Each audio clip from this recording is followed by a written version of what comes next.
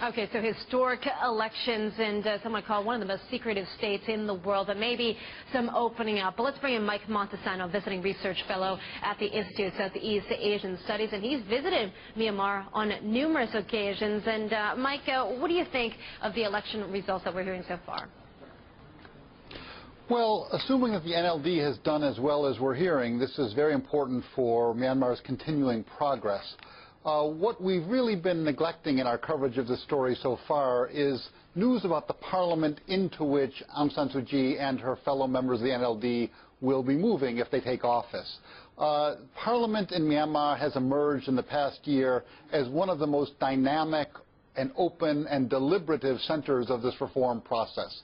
Presided over by a very energetic speaker, Thura Shwe Ma, Parliament has been really scrutinizing bills brought before it, making its will known on certain policy issues, and frankly, emerging as a place for real debate.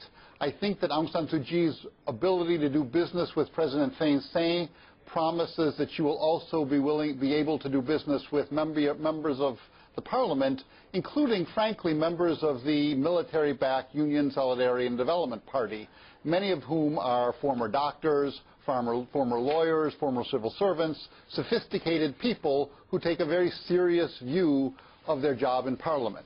So I think that she will be joining, she and her, yes. Yeah, Mike, it sounds like you're pretty confident that these baby steps, as some are viewing this as an opening up of Myanmar, has actual momentum in the country and full support from the parliament. What makes you think so, even when Aung San Suu Kyi herself, the lady, saying that these were still some would say, controlled polling that we saw in these elections? She said that there were irregularities in the way her party was campaigning. She did not talk about widespread irregularities in the electoral process, as you reported. We're way beyond baby steps in Myanmar. There is a momentum for reform. There's a commitment to reform, both in the government, in the parliament, in the Myanmar private sector. There are many, many problems ahead, but we're way, way beyond baby steps, ma'am. Really? Even though Suu Kyi has only 35 of 45 seats in this election, I mean, that's a small percentage of the actual seats available in Parliament, which, by the way, 80% is still controlled by the ruling party. If we look at the patterns of scrutiny of bills during the second and third sessions of the new Parliament, we've seen that even military members of the new Parliament have acted independently, and other members of the USDP have acted independently in scrutinizing bills in front of the lower house of the Parliament. These are not bills that are affecting military interests directly, but they are bills affecting the future of the economy. So as I say, the real story here has to be understanding the sort of body, elected body, the Parliament, into which Aung San Suu Kyi and her fellow members of the NLD will be moving when they take office.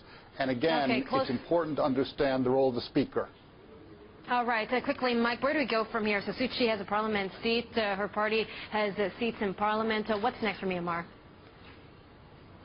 What's next for Myanmar is taking advantage of the new policy tools made available now that the exchange rate has been unified. This is really the next challenge.